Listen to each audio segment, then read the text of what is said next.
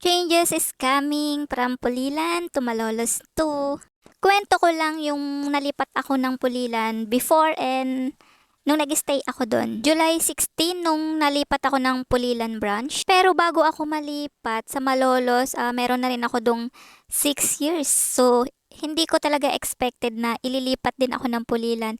Medyo malayo talaga compare sa store. And syempre, kapag sa bahay namin to Pulilan, malayo talaga siya. Mahirap mag-uwian kasi isipin mo yung pagod, yung puyat, at number one, yung expenses, araw-araw ba naman, di ba? So, I decided na mag-boarding house na lang, mag-stay in na lang.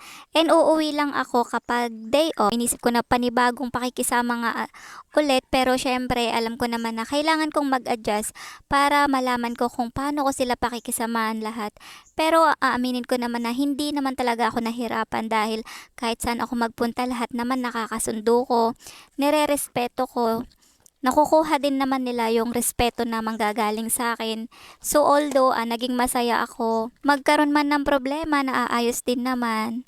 All in all talaga, sobrang minahal ko yung Pulilan branch. Inisip ko pa nga na yun na talaga yung branch na magi-stay ako na hindi ko na maiisip talaga magpalipat. Pero one day, may isang pangyayari na parang siya yung sumampal sa akin para makagawa ako ng isang desisyon na mas magiging okay naman talaga sa akin, na mas makakabuti para sa family ko, para sa asawa ko.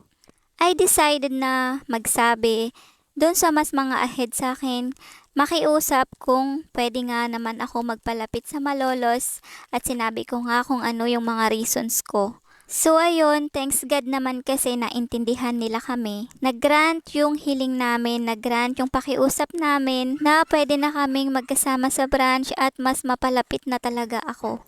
Kaya nga naniniwala talaga ako sa sinasabi nila na in God's perfect time, ibibigay talaga ni God yung mga hinihiling natin. Mag-antay lang talaga tayo at saka magtiyaga pa kung ano pa yung pinaparanas niya muna sa atin. Kasi kung hindi pa talaga oras, pwede kasi na ito yung makakasama sa atin o ipakakapahamak natin.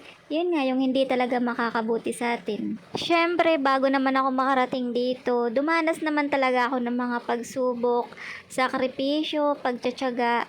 Hindi man nakikita yun ng iba, yung sakripisyo na ginawa ko, pero andyan pa rin si God. Merong isang naniniwala at nagtitiwala sa akin. Kaya siguro, eto, andito na ako. Ibinigay na rin naman niya kung ano yung hiniling ko, yung kagustuhan ko, yung hiningi ko sa kanya na paggabay para sa desisyon ko na to. Binigay niya din naman, humingi ako ng sign, binigay din naman niya. So, yun lang yung masasabi ko. Thank you, Lord, sa lahat-lahat po ng paggabay mo sa akin, sa pagpapalakas palagi ng loob ko. Sa mga taong nagmahal, rumispeto, at nagbigay sa akin ng saya nung mga panahon na nandiyan ako sa Pulilan. Maraming salamat sa inyo. Syempre, mahal ko kayo. Medyo masakit din naman sa akin ng malayo sa inyo. Pero, eto talaga kasi, yung para sa akin, yung mapalapit ako sa pamilya ko. Malay nyo naman, di ba? Ang late-late lang na mundo.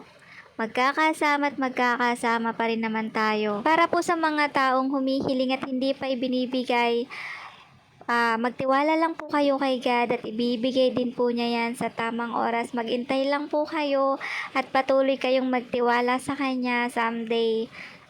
Ibibigay din po niya talaga yon.